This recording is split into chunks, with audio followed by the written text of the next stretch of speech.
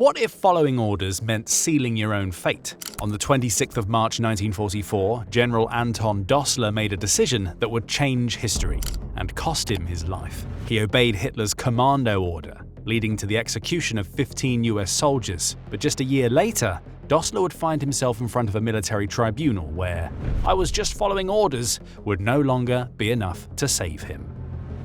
In the spring of 1944, the Allied forces prepared for the invasion of Europe. A group of 15 American soldiers embarked on a dangerous mission behind enemy lines in Italy. These men, hand-picked for their specialized skills and unwavering courage, were tasked with a critical operation that could turn the tide of the war in the Mediterranean theater. Operation Ginny 2 aimed to destroy a crucial railway tunnel near La Spezia, a strategic port city on the Italian coast. La Spezia's importance stemmed from its large naval base and its role as a key supply hub for German forces. The tunnel served as a vital link in the German supply chain, funneling resources and reinforcements to their troops in central Italy. By severing this lifeline, the Allied forces hoped to cripple German defensive capabilities and pave the way for a swift advance northward. The team consisted of 2 officers and 13 enlisted men, all of Italian-American descent or fluent in Italian. Lieutenant Paul Trafficante, whose family hailed from a nearby village, led the group.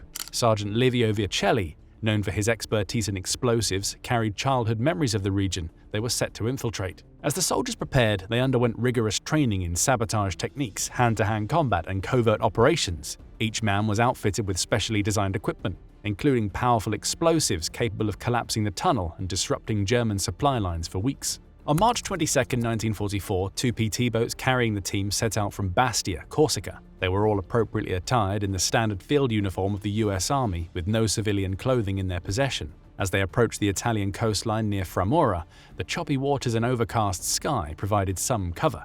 However, there was always the chance of being discovered. The landing proved treacherous. Once ashore, the soldiers gathered their equipment and began their trek inland. The rugged Ligurian coast, with its steep cliffs and dense vegetation, slowed their progress considerably. As dawn approached, Lieutenant Trafficante made the difficult decision to seek shelter and wait for the following night to complete their mission. They found a secluded cave where they could rest and regroup, hoping to avoid detection. Fate, however, had other plans. Later that day, a combined group of Italian fascist militia and German soldiers on patrol stumbled upon their hiding place. Despite their training, the element of surprise was lost. Within moments, the American team was overwhelmed and captured. As they were led away to a nearby German command post, the gravity of their situation sank in. Caught behind enemy lines and carrying explosives, they faced a grim future under the rules of war. Anton Dostler's military journey began long before the rise of Nazi Germany. Born in Munich in 1891, he joined the Bavarian army as a cadet in 1910 and served with distinction during World War I. By the war's end in 1918, Dostler had risen to the rank of captain and earned several prestigious awards for his bravery and leadership, including both classes of the Iron Cross and the Bavarian Military Merit Order.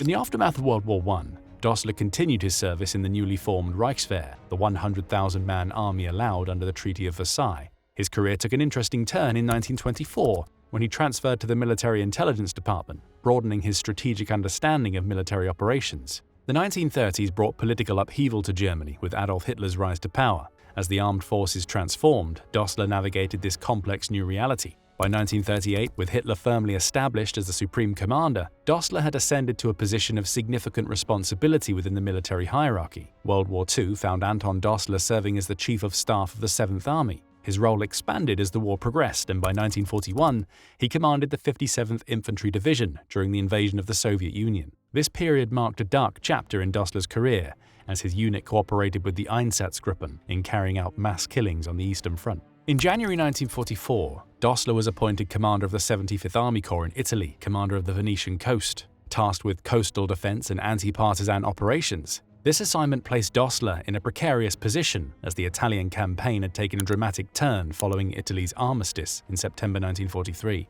Dostler's role in Italy was filled with difficulties. German forces faced not only the advancing Allies but also the threat of Italian partisans. The pressure to maintain control and defend their positions was immense. Responsible for the defense of the Ligurian coast, Dostler found himself caught between the harsh realities of a losing war and the expectations of unwavering loyalty to the Nazi regime. The fate of the 15 American soldiers hung in the balance as German intelligence officers interrogated them. The information gained from their interrogation would set in motion a chain of events that would test the limits of military obedience and international law. When Dostler received word of the captured Americans, he immediately contacted his superior, Field Marshal Albert Kesselring, commanding general of all German forces in Italy, on how to proceed with the prisoners. Kesselring's response was swift and unmistakable: execute the commandos. Dostler sent a telegram to the 135th Fortress Brigade, relaying Kesselring's order to execute the American soldiers in line with the Commando Order of 1942 issued by Hitler. This directive demanded that all captured enemy commandos be executed immediately,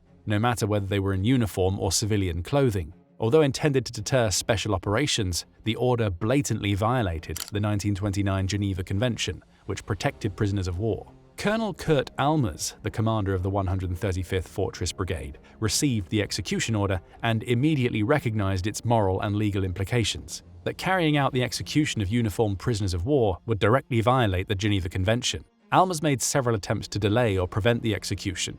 He placed multiple phone calls to Dostler seeking clarification. Despite Almers' attempts to intervene, Dostler reaffirmed the execution order by telegram, leaving no room for further debate or delay. On the morning of March 26, 1944, the 15 American soldiers were taken to Punta Bianca, south of La Spezia. There, in a somber and tragic scene, they faced a firing squad. The execution was carried out and the bodies were buried in a mass grave, carefully camouflaged to hide the evidence of this war crime. Dostler was taken prisoner by the United States Army. The discovery of the executed American commandos near La Spezia had sent shockwaves through the Allied ranks. Dostler was tried for war crimes and a military tribunal convened at the Royal Palace in Caserta, the seat of the Supreme Allied Commander, on October 8, 1945. The military tribunal convened to try Dostler faced a daunting task. For the first time, a high-ranking German officer stood accused of war crimes specifically related to the execution of prisoners of war. The charges were severe, ordering the summary execution of 15 American soldiers in violation of the Geneva Convention.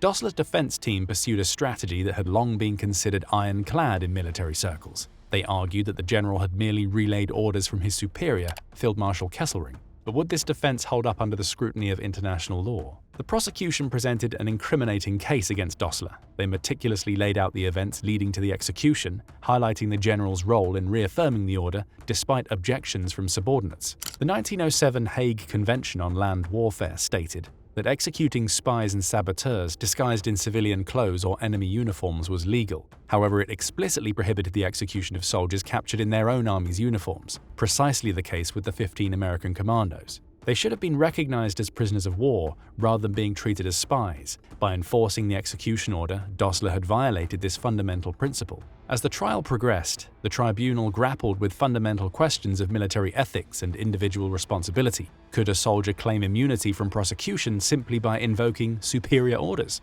The tribunal found Dostler guilty of war crimes, stating that Dostler's plea of superior orders failed because by ordering the execution, he had acted on his own outside the Führer's order.